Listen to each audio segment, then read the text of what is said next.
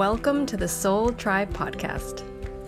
The Soul Tribe Podcast was created to help you navigate through the world of spirituality, wellness, and self-development in an easy, grounded, and relatable way. We break down everything from the Akashic Records, manifesting, spirituality, and so much more. We want to help expand your boundaries and bring the spiritual world to you in a fun and easy way. Get ready to be inspired with tips, tools, and easy to digest information. Let's do this. Hey guys, welcome back to another episode of the Soul Tribe Podcast. Today we're going to be talking about the soul's contract, and we have some few tidbits we have, an idea we want to get into if we have enough time within within the subject kind of soul contracts. So the first thing that I would say is I'm a very visual reader. And so the first time that we decided that we really liked the subject of soul contracts, not only because a lot of people ask about things and soul contracts come into play into the records and the reading, but what I really liked is that I was always very visual and receiving responses. Like I know if it comes from the masters of the individual, of the soul, or of the guide, I can see who I'm connecting with. And then when it has to do with the book and the contract, a lot of times maybe the person's not even asking something specific about their contract. They're asking a question. And when the masters put the book in front of me, like a visual, and they flip all the pages of the book and they bring me to the back, that's their signal to me that we're talking about the person's soul contract. I don't really want people to think that you could only find the contract in the back of the book.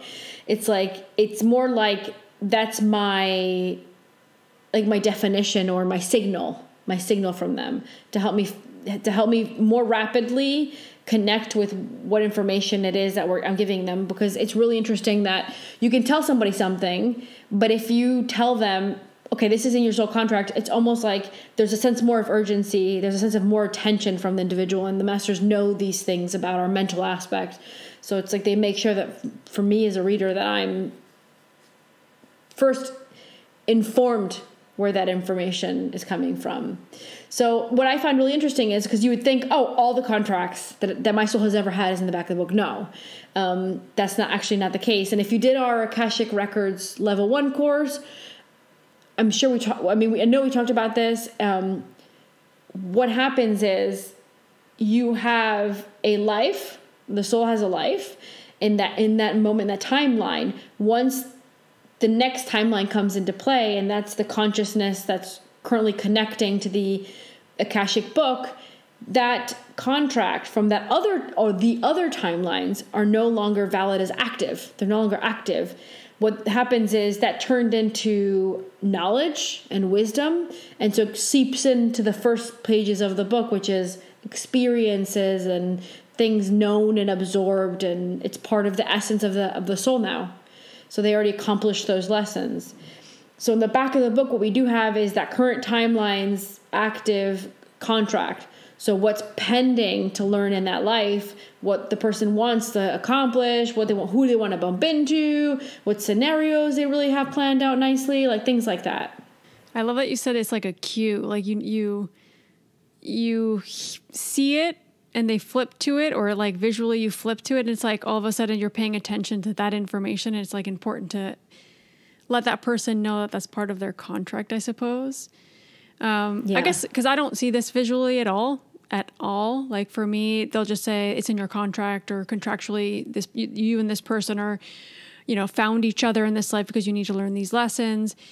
Do you also see the relationships and the connections within that end part of the contract of the book? Like, will they show you, like, for example, if someone asks you and they come to reading for you, it's like, my husband and I, we met 10 years ago, we're married. I'd like to know if we have some kind of soul contract together. That will usually first come up as like a response. I'll start getting responses. And if there's something really important inside of the relationship, they might highlight. I can see them. It's not that I see them. I can't read the words, but I see them like highlighting a section, like that's their way of letting me know this is actually written in their contract. This is very specific for the souls, or this is very like detailed for the souls, right? That's cool. So I might get something like that. And then I'll have souls where they'll have 4 pages. I can kind of sense the density of the contract. So I'll have souls that'll have 4 pages, 5 pages, like, you know, there's not really a number. I've had a few, very rare, but a few souls where it's like, yeah, you have like 2 lines and that's about it. Wow. Like, yeah, sign me up for that one. I want that contract. Basically what that means is that person is coming with no karma, or just like basically you're here to enjoy. Maybe that's a line in the contract. You're here to just enjoy. You're here just to be. You're here just to. Some souls like literally spent so many lives cycling through lessons that when they finally finish, which is this is a heavy game. This is a heavy game because if the soul says, actually, now I want to go back with no karma and I just want to enjoy 3D. Which Not is now. a very nice thing. Yeah, well, yeah. It's not a nice thing for the souls, but that doesn't mean that they're not stuck again. That's like a really... They're still stuck. We're all stuck here. No, not if you have no more karma, you don't. But when I say stuck, I mean like stuck in this 3D world, in these rules and this kind of living. Like you can try to live outside of that, but you're still part of this energy. I mean, that's why it's so difficult and dense to live here. Yeah, no, but when I mean stuck, I mean like they're gonna have to keep coming back in other lifetimes. Like, yeah, no. This soul just finished its evolutionary cycle, and it doesn't have to come and incarnate again. No. Yeah. They can decide to never incarnate ever again. Yet they said, some of these souls said, let me actually go back and just enjoy 3D from a place of no karma. I mean, I've seen cases where I've seen that a soul's come back through a reading that they needed to come back like now during this time to help the awakening. Like that's come up. Yeah. And it was like, well, that's karma. Yeah, but they didn't have to. Their soul's like, we need more people. Like, I'm coming in. Yeah. That's dangerous though. Because then if you do something that negatively affects somebody, you might get caught in the cycle again. So it's a dangerous game. That's what I'm saying. Like, it's a dangerous game to play. It's very selfless. No, of course. The souls are very selfless. We're speaking from like a human perspective, brain thinking about it thing, right? Thinking of it as dangerous is also with the human brain. It's not dangerous. It's just evolutionary. It's just spiritually speaking. Well, it's a Lucia considers it dangerous. I consider that's like the Lucia because, brain, right? Yeah, the soul doesn't look at it that way at all. It depends. I've channeled souls that are like, I didn't want to come and I don't want to come ever again. I've channeled souls like that. There are some souls that are done with it already. Yeah. So it depends on what soul you're talking to. That's quite true. A bit of... Yeah. I think that we're living in an era where a lot of souls, that's an area you were saying. I think we're living in an era where a lot of souls are like the selfless thing, right? I'm going to go because my elevation, my wisdom, my energy, my presence there is going to help the awakening of humanity, right? But if you talk to the souls when they're not incarnated, they're like, yeah, no, that's it. This is the last time I'm like doing it here in 3D.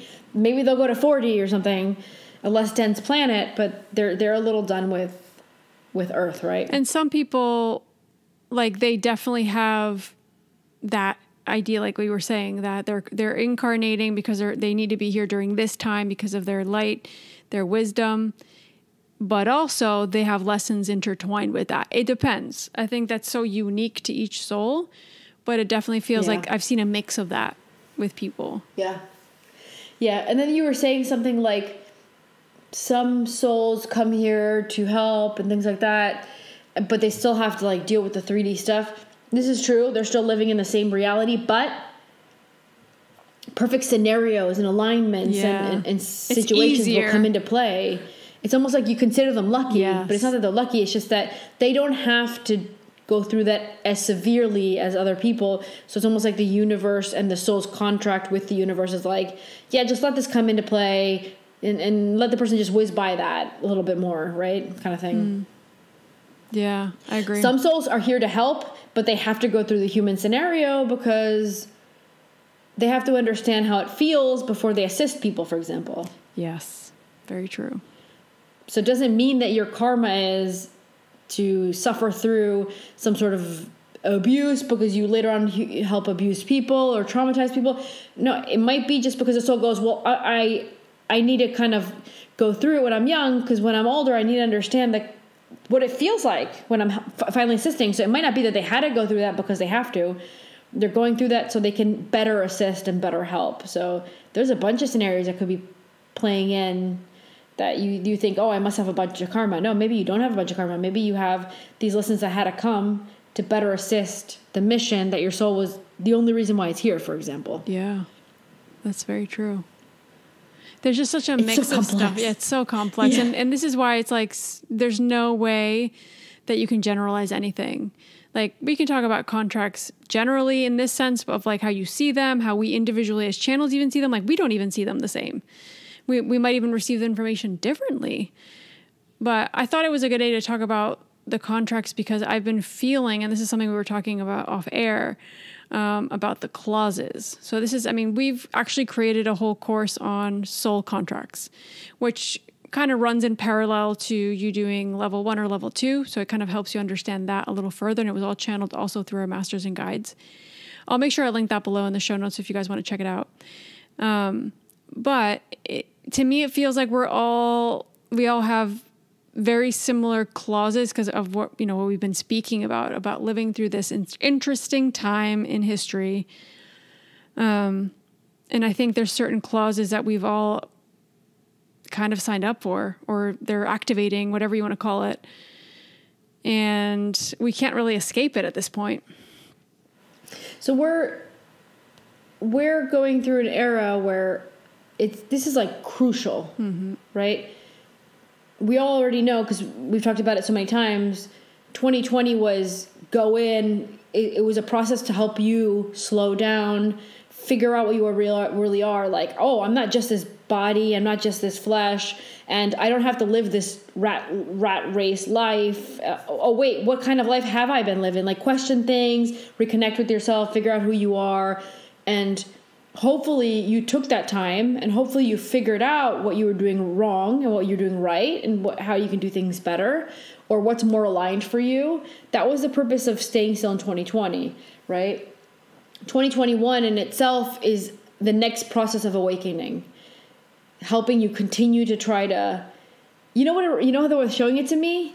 It's almost like you have the glasses. You have the glasses where you can, okay, so you're walking down, this is how they're showing it to me. You're walking down the street and you're having your busy day, and you can only focus properly on what you really have your vision towards. Like, oh, over there, I'm heading towards the office, and I can only really focus on the office and maybe a few people I pass, right? And then 2020, that's before, that's like 2018, for example. And then 2020 comes in, it's almost like you put on a pair of glasses. Let me see who I really am. Let me really start clearly seeing things, right? Yeah. Then they show me 2021 comes into play. And it's almost like you tried to clean your glasses, but it's like you don't have the proper products or towel. And instead of cleaning it, you're making it dirtier and worse. Right? Yeah. So now I'm focusing on too many things, and things start getting blurry. And I actually start kind of being easily deceived or easily convinced of things. And I can't, distracted. I can't see things anymore properly. And now what you need to do is you need to discard those glasses and decide, no, I don't need glasses. I just need to center myself, not be busy like the scenario in 2018 where like you were only seeing specific things because you're so occupied looking over there and heading towards the office, for example. In this case, now I'm like, no, I've gone through all these processes, and now I know I don't need the glasses. I don't want the glasses. And I want to start seeing reality the way it is, not being distracted or manipulated with my vision over here or over there, right?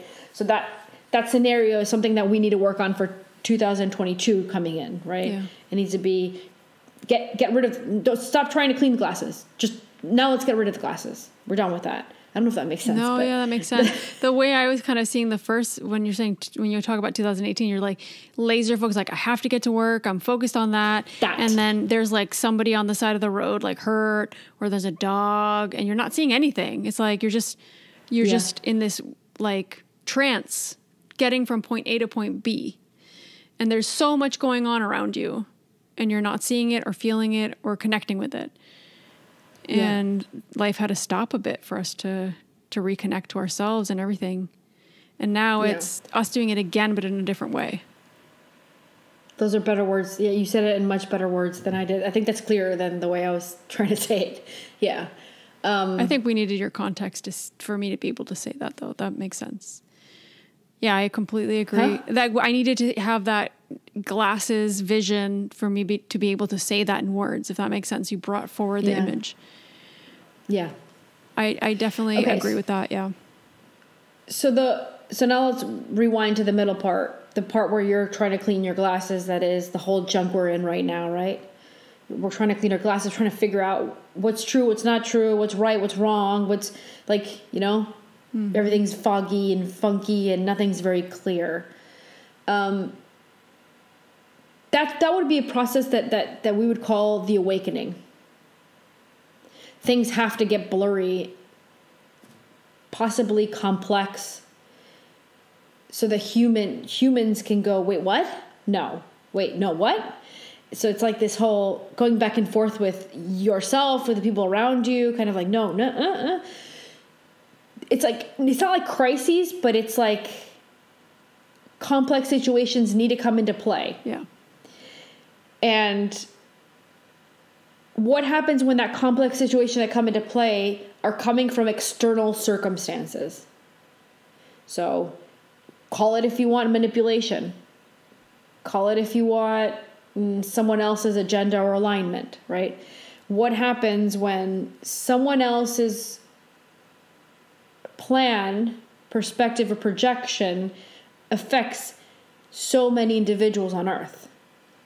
Then we have this scenario where all these souls that are being affected by it, they have a part of their contract where there's a clause that, what we call it becomes activated.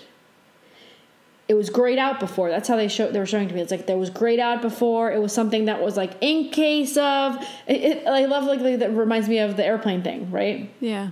I think I've said this before, where it's like, you have the stewardess, you get on the airplane, and the stewardess is saying, well, in case of an emergency, make sure to put the mask of the person, yours, and then the person next to you after. And so it's not something that you're really considering that you're going to have to do or go through, but it could come into play. Possibility. The information is there. Yeah. Right. The contract's the same. Clauses are, and you'll have a bunch of them. Like if I were to ask the masters to bring me in and focus into the contracts, I'm not even shown them, because there's just so many scenarios that might play out that have clauses that are all grayed out, right? So if one of those scenarios comes into play via the free will of other individuals, and it affects all these people's clauses are going to now light up. It's going to go from gray to light up, and then it's going to be imported into the contract, basically. Now it becomes actively inside of the person's contract. Now they're living at. Now that's a new lesson. That's a new experience the soul's having. So we all have our clauses activated now. Because we're a collective. And they're incorporated. We're a collective. Yes. There's no way that can't all be, we're all affected by it globally. Also, they were showing to me with this clause activating, it's at different levels. I feel like it has grades, or like we were talking about the onion layers, right? There's layers to it. It can start from your own relationship with your spirituality, to the relationships you're in and the people that are in your life, to your community, to how you're interacting with your work, to the global situation, and then to even further out, like spiritually speaking, to other dimensions. Like, to me, this all goes like it just from in out, right? That's how they're showing it to me. And it all affects everybody, because we're all in this united collective. We're all one. And until we can realize that fully, I don't think we're going to be able to change much. There's a lot of people that are not spiritually really aligned, so I don't think everybody will. Yeah, I think part of that's awakening. I mean, hopefully I'm wrong. No, hopefully we're wrong, but it just feels like it's going to just take longer. Like unnecessarily longer. Okay, so then there's a whole other scenario that comes into play.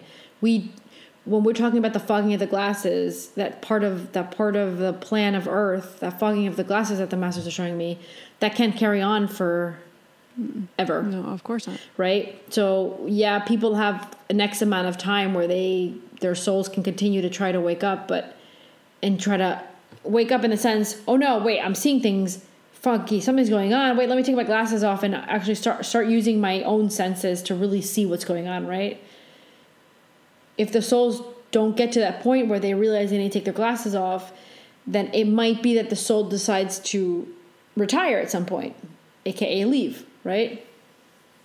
Yep. So we don't have, as a collective, we don't have forever to go through this crisis.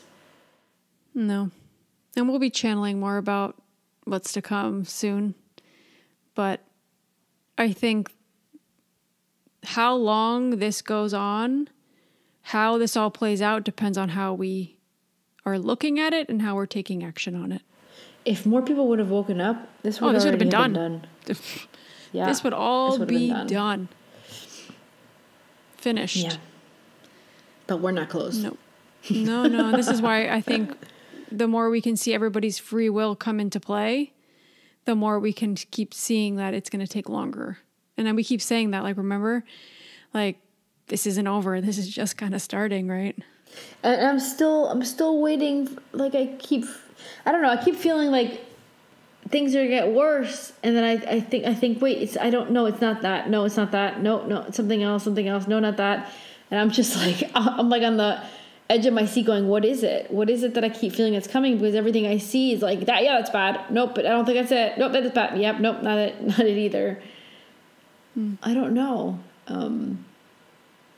Yeah, I think it's pretty massive what's coming. It doesn't feel nice. Yeah. We'll see. No, I'm still optimistic that whatever we get to, we're going to end up getting to a more awakening. It's just going to take longer. And I hope we get there. I really do, because we all need that. So yeah, this is what we're talking about, like these clauses activating. And this is in grand part why we're having such a hard time right now. And why everything feels so dense and why we're going through what we're going through. This was it could have happened. It could have not happened. And I think that's also why the Akashic Records wasn't showing us this way before, because there was a possibility of us being able to bypass this somehow if we were all awake, but we weren't. And there are people that still don't want to see stuff. So it could have been, the way that they're showing it me, it could have been something where it partially hit. It's like a scenario similar to that, to what we're living now. Could have hit certain regions of the world, but didn't have to hit all of them. But it was really needed for it to hit on a more mass scale. Yeah. So that's the timeline we ended up on, because the timeline, exactly, yeah. They're timelines. So the other thing I wanted to add to this is, and anybody who's heard our podcast before knows that, like, I used to not be able to accept parallel lives. I was like, nope, put it in the box. I'll revisit it some other day, but can't accept that one right now.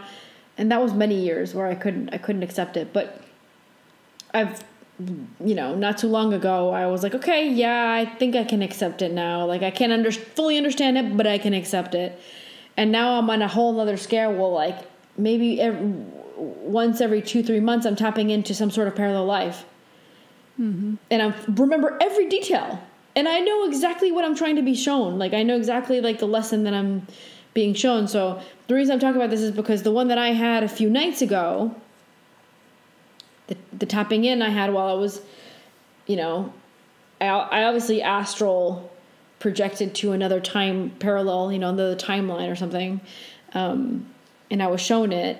And just like here, a clause was activated, that a scenario that played out that affected the world. It's like the souls are experimenting with different kind of awakenings and different kind of clauses on different timelines or different parallel lives, you want to call it, right? So the one that I tapped into recently was more about the weather. Mm-hmm. So I don't remember confronting at any point in the dream sickness or any worry about any sickness or anything like that. It was the Ecuador line around... The equator line, you mean? Ecuador. That's a country. Divina. But the equator. La línea... How do you say in Spanish? I think it's... The line. I don't know. I don't remember. But I can tell you in English it's equator. I think I'm saying it in Spanish. I don't know how to say it even. Okay. The equator, that's the area around the world where all the countries that were falling in that region, they all had aligned weather. Like normal, I guess you can say good weather. And the majority of the countries that were out, and I say majority, it's like almost all of them.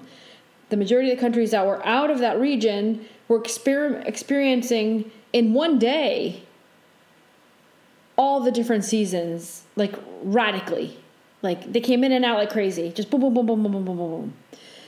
And in this parallel life, the scenario that I was experiencing, my partner and I were going on vacation to Jamaica. So that was one of those countries with a neutral weather ground.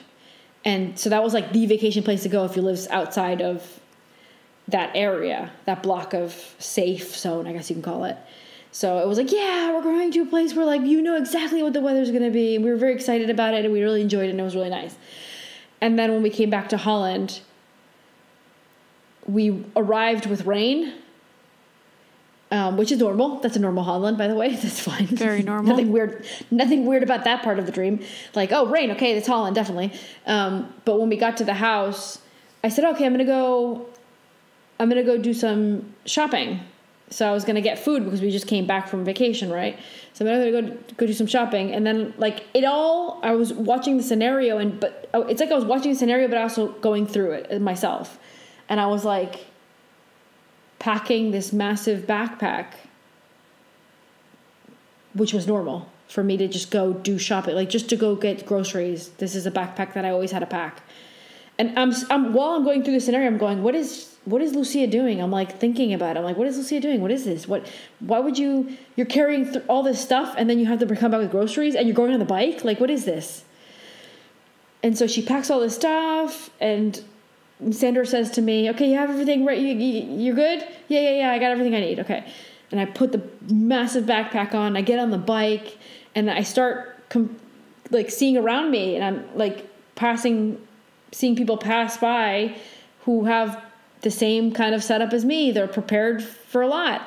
Now, like I'm going through this whole scenario not knowing why I have all this stuff. I'm thinking, what am I doing? What is she doing? What is Lucia doing? But everybody was kind of in the same scenario.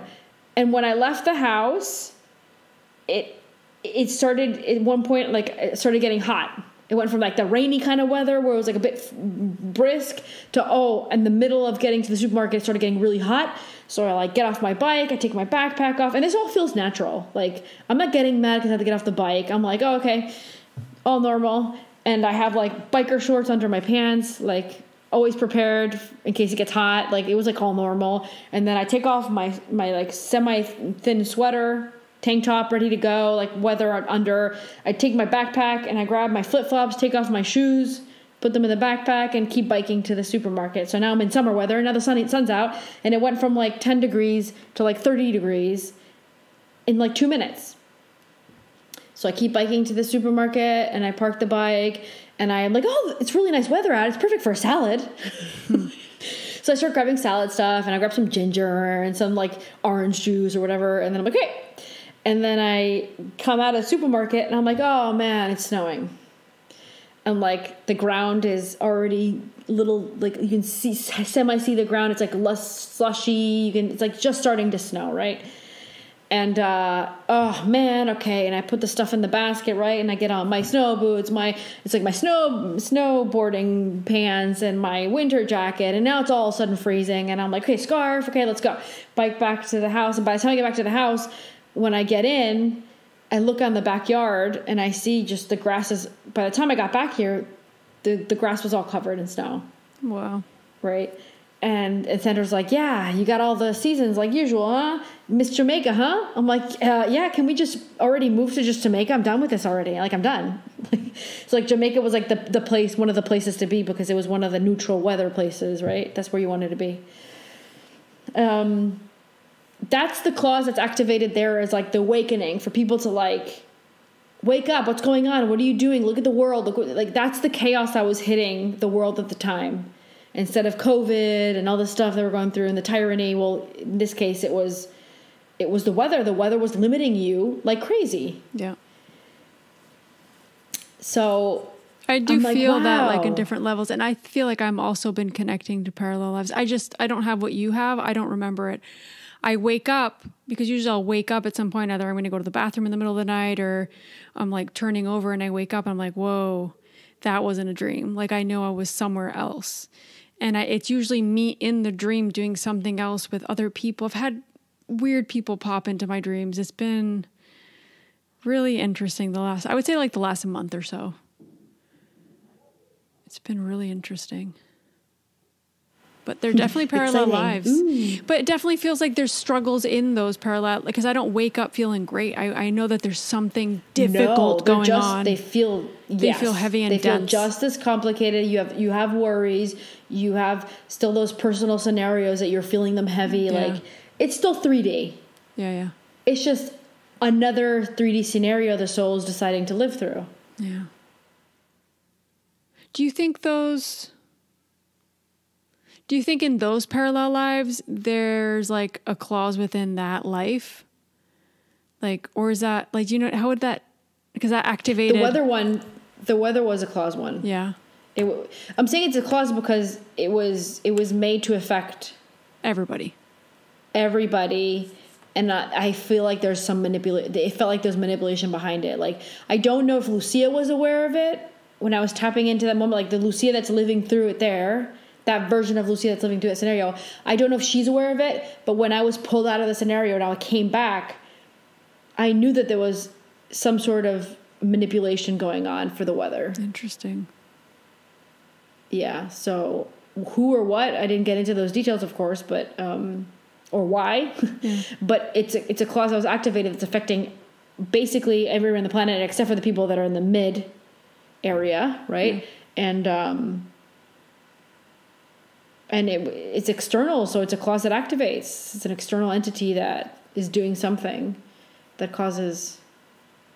I mean, I think that says everything. Like, yeah. Just the fact that just say the word clause, and it's like it's either someone's free will is being used, and it's affecting too many people. You can consider that. Or that could be at a massive scale too. Like for me, that parallel life that you're talking about to me feels like decisions that people have made have affected the weather. So everybody's free will is at play. Yes, it could be that as well. Yeah, it feels like that, at least in that parallel life. And I don't think we're far off from something like that here with climate. Not because it's not necessarily because of the free will, but there's other things at play here. Well, I think that a lot of the climate stuff is Gaia's shifting her energy, the 4D, and she needs to help. She needs to shift around, and she's trying to also help our energy. It's like she can't keep everybody anymore because not everyone's vibrating to take care of her. Yeah. Not everyone's really connecting with her. That's the thing. We're not really... She has to protect herself. With her she's protecting herself. That's all she's doing. And she's also changing her energy. Well, she's already in 4D, so she already actually changed her energy. She's just being affected by those that are not, those that still have those foggy glasses, right? Yep. That kind of thing. She's still being affected by those individuals. But if you want to talk to the other version of Lucia, I do think there's also weather manipulation big time. I somehow believe that too. Feel that. I don't believe it. Like in my gut, I feel it. Yeah, like it's more than believe it. Like when I say I feel it, for me, it's in my gut too. Like I feel that. So I do think some of it's natural. Some of it is, yeah, of course. I would divide it into 3 categories. Some of it's us doing really shitty things. Like, I mean, come on, the plastic in the ocean, something has to come back at us for all that. And just the way we're living. And just eating too many animals and like no compassion for other species sometimes. Like it's just, right? So I think that's one of the scenarios. Another scenario is her energy shifting and her having to find a way to vibrate with all the energies that are living on her, on her land, right? Yep. And the other one is I do think there's still manipulation as well. I agree with all those. It feels really aligned. It's kind of cyclic. If you think about it, it's like a cycle because the last one goes back to the first one. That manipulation also is us doing crappy things that affect her. It's so free will. It goes, all of it just circles back and forth, and it just all feeds itself, and it's like it ramps itself up, right? Yeah. Yeah, it's a vicious circle. It feeds off each other. Yeah. Wow. All right, I think I've said everything I wanted to. What about you? Yeah. Yeah, I wanted to touch on the parallel lives because I wanted people to, if anybody's been having the scenarios we've been having where like you guys have noticed that you're tapping in to parallel lives, because Lauren and I are not trying. It's just naturally happening, right? So we were really wondering to get feedback from you guys and see how many of the listeners are going through the same. Yeah, like, so if you've had any of that, we would love to hear it. Yeah, I'd love to hear, like, send either a DM on Instagram or Facebook or email us. You'll have our contact information below, but yeah, I agree. It'd be cool to hear if anybody else is experiencing this in the last, I would say, couple of months. For me, it could be a little bit past, it could be more than a month ago, but I think a month ago is when I actually started connecting that it was a parallel life too. And very, like, these experiences are crazy. They feel like they're actually happening. Like, no, you're living through them. Yes. So weird. Kind of amazing. Like, I remember feeling the heat. I remember feeling the heat of the bike ride. Like, it was like this humid, it just stopped raining and it was brisk, and now all of a sudden it's like freaking hot. I'm on the bike, and I remember even the feeling of the humidity and the heat, and me going, I'm so done with those changes. Let's just go to Jamaica already. Like, I was so frustrated in that scenario. Yeah. It's crazy. So yeah, definitely comment, message us, comment, whatever. So yeah, we'll see you guys next week with a new episode. If you guys have any ideas, in last week's episode, we talked about this empowerment series that we want to work on, and we're going to be working on that for quite a bit just to find the right people to talk about the topics that we want to talk about. But if there's any specific topics or specific guests that you think that we could get in touch with, that you would recommend, definitely send us an email. We'll put our email in the show notes and let us know. We'd love to hear your feedback. We want to make sure we're bringing people on and subjects on that you guys are interested in and that you feel that you need empowerment with. We might have not mentioned it, but we're open to hear it, and we'll do the best that we can to bring that information forward for you guys. So yeah, we'll see you guys next week with a new episode. Take care, and we love you. Bye, guys. Bye, guys. Thank you.